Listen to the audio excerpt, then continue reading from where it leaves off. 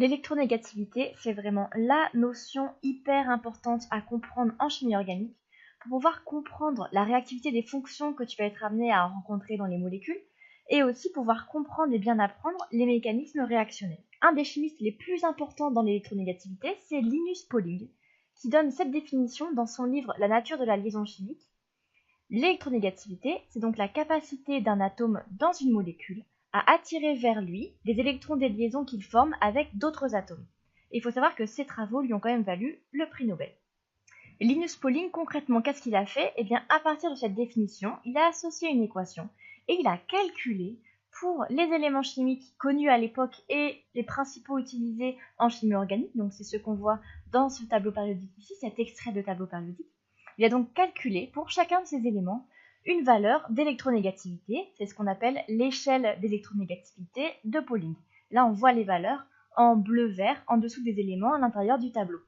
Donc Pauling n'est pas le seul à avoir travaillé sur l'électronégativité, il existe d'autres échelles que la sienne, mais ce qui est important en électronégativité, c'est la comparaison des valeurs pour deux atomes différents. Ce n'est pas la valeur absolue en soi, c'est vraiment l'écart relatif pour savoir quel est l'élément le plus électronégatif. Et donc quel est l'élément qui va attirer vers lui, d'après la définition, les électrons des liaisons qu'il forme avec les autres atomes. Donc on va voir un exemple tout de suite pour bien se rendre compte. Et on va commencer par une molécule qui contient un atome de carbone, comme ceci, avec ses 4 liaisons, qui est lié à un atome d'oxygène. Donc si je regarde dans le tableau, le carbone, je le trouve ici. J'ai une valeur d'électronégativité ici à 2,5. Et si je regarde l'oxygène, il est ici donc dans le tableau périodique, et on a une électronégativité ici à 3,5. C'est donc l'oxygène qui est plus électronégatif que le carbone. Alors d'après la définition, qu'est-ce que ça veut dire? Ça veut dire que l'oxygène va avoir une plus grande capacité à attirer vers lui les électrons qu'il partage avec le carbone, c'est-à-dire les électrons de cette liaison ici, que je vais mettre en violet. Donc les électrons de cette liaison ici en violet sont plus attirés par l'oxygène que par le carbone. Ils sont partagés entre le carbone et l'oxygène, mais ce partage n'est pas équitable, ils sont plus proches de l'oxygène. On sait que les électrons, c'est chargé négativement. Donc ça veut dire que la densité électronique négative due à ces deux électrons de la liaison ici, est plus importante sur l'oxygène, est plus localisée sur l'oxygène que sur le carbone.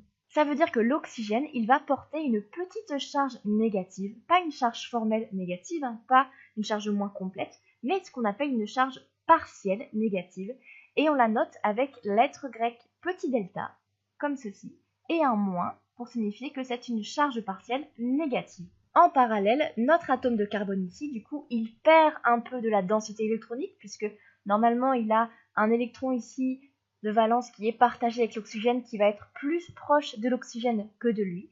Donc autant l'oxygène va gagner un petit peu de charge négative, autant en parallèle, le carbone va lui perdre un petit peu de cette densité électronique négative autour de lui, et va donc porter une charge partielle positive cette fois-ci. Donc c'est ce qu'on écrit avec un petit delta plus au niveau du carbone. Et une autre manière de représenter le mouvement de ces électrons, c'est de faire une flèche comme ceci qui suit le mouvement des électrons et qui représente ce qu'on appelle la polarisation de la liaison, c'est-à-dire le fait que les électrons vont être plus localisés sur l'oxygène que sur le carbone, ce qui rend cette liaison polaire. Donc on appelle ça la polarisation. Cette liaison ici est polaire. La densité électronique n'est pas répartie de manière équitable entre l'atome de carbone et l'atome d'oxygène.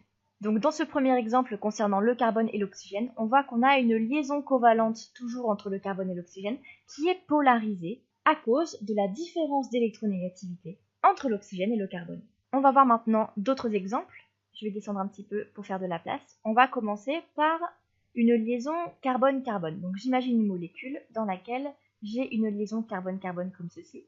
Donc on a vu dans le tableau que le carbone avait une valeur d'électronégativité de 2,5 pour l'échelle de Pauling. Donc là on a 2,5 pour ce carbone et 2,5 pour celui-ci. Donc on a la même électronégativité. On n'a pas de différence. Ce qui signifie que les électrons ici de cette liaison que je vais mettre en violet ne sont pas plus attirés d'un côté ou de l'autre par un des deux carbones. Donc cette liaison, c'est une liaison covalente qui est apolaire, puisque la répartition des deux électrons ici est faite de manière tout à fait équitable entre les deux atomes de carbone.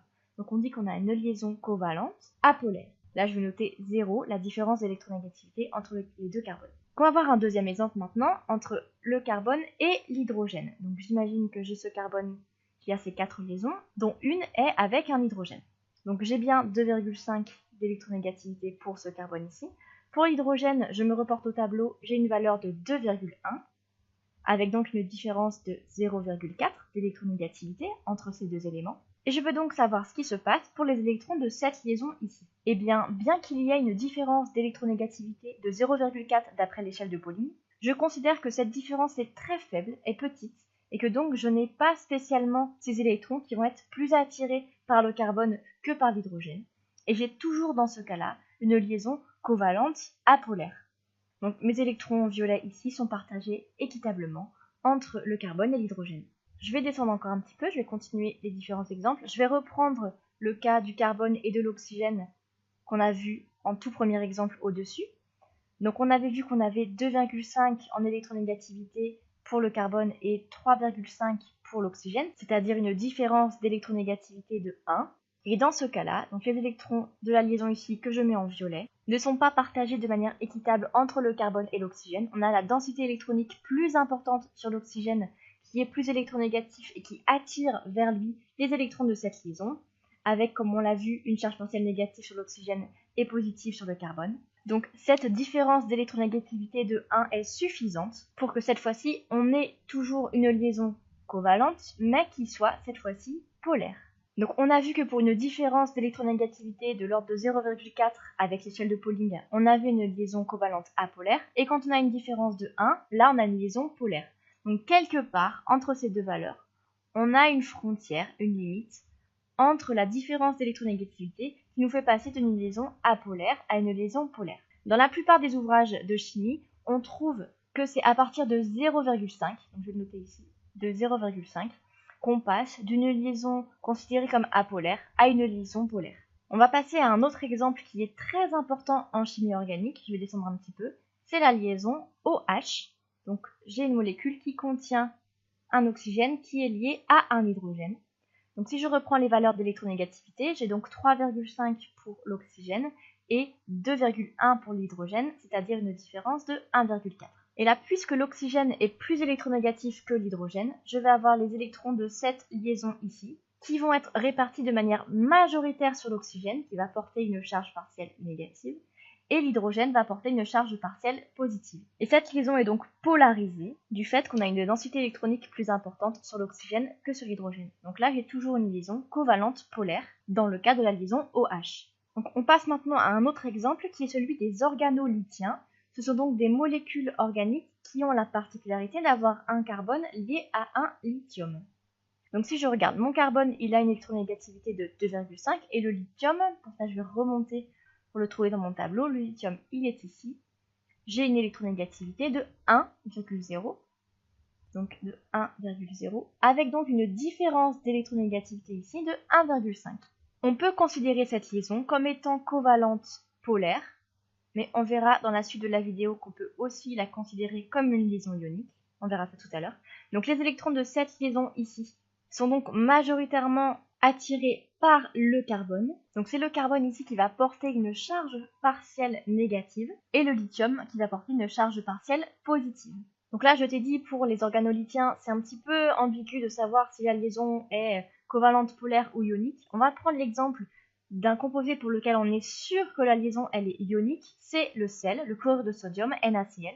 Je vais commencer par descendre un petit peu pour pouvoir l'écrire. Donc je vais imaginer pour l'instant que j'ai un atome de sodium et un atome de chlore avec ces trois doublés non-liants qui sont liés par une liaison ici que je représente de manière covalente sur la formule topologique ici. Je vais aller voir les électronégativités du sodium et du chlore, donc je vais remonter dans mon tableau.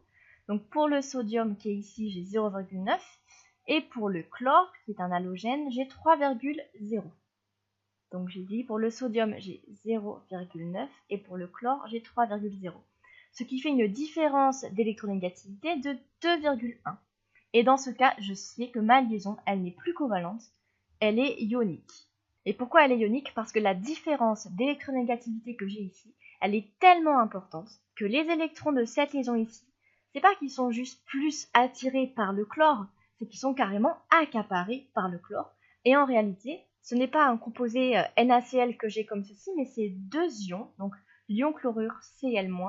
Donc si je représente comme ceci avec ces 4 doublets non liants, j'ai en fait les électrons ici en violet au niveau du chlore. Donc là, le chlore, il porte carrément une charge formelle négative et non plus une charge partielle comme j'avais dans les exemples précédents. Et mon sodium, lui, il a carrément perdu cet électron de valence ici. Lui, il porte une charge positive. Donc la différence d'électronégativité, elle est tellement importante que plutôt que d'être simplement plus attiré par le chlore que par le sodium, ces électrons ici sont carrément complètement accaparés par le chlore et on a un anion chlorure et un cation sodium. Donc la différence entre des liaisons covalentes polaires et des liaisons ioniques en termes de delta d'électronégativité, la frontière elle est quelque part ici entre 1,5 et 2,1. Dans la plupart des ouvrages, on trouve une valeur autour de 1,7, au-dessous de laquelle on a encore une liaison covalente polaire et au-dessus de laquelle on a cette fois-ci une liaison ionique. Mais ça reste une frontière floue. Comme je te disais tout à l'heure, pour la liaison carbone-lithium, il est juste de la considérer comme une liaison covalente polaire, mais il peut être juste aussi de la considérer comme une liaison ionique. Tout ça, c'est des vues de l'esprit, c'est des calculs pour arriver à comprendre ce qui se passe sur la répartition de ces électrons ici, mais la frontière, elle est quand même assez floue. Donc pour la liaison carbone-lithium, on peut l'écrire comme ceci, on peut l'écrire avec le carbone qui porte une charge négative formelle et le lithium une charge positive formelle. Les deux écritures sont justes et l'une ou l'autre peut être plus pratique à utiliser en fonction du mécanisme réactionnel qu'on est en train d'écrire. Donc ce sur quoi je veux insister ici, c'est sur le fait que ces frontières ne sont pas absolues et hyper claires. Dans certains cas, comme pour les organolithiens, deux écritures sont possibles, on peut considérer la liaison covalente polaire ou ionique. C'est important d'avoir ça à l'esprit. Donc dans cette vidéo, on a utilisé les valeurs numériques de l'électronégativité de l'échelle de Pauling pour pouvoir comparer les éléments entre eux. Dans les futures vidéos, tu verras, on n'utilisera quasiment plus du tout ces valeurs numériques, mais simplement de manière relative. On pourra dire tel élément est plus électronégatif que celui-ci. Donc voilà, c'est important d'avoir à l'esprit le fait que l'oxygène est plus électronégatif que le carbone et que l'hydrogène, sans avoir forcément les valeurs en tête, mais en tout cas savoir que de manière relative, on a un classement comme ça des atomes et pouvoir dire facilement une liaison carbone-hydrogène c'est apolaire, une liaison oxygène-hydrogène là c'est polaire, charge partielle positive, négative, etc. Et ça, il n'y a pas de secret, il n'y a qu'avec la pratique que ça rentre.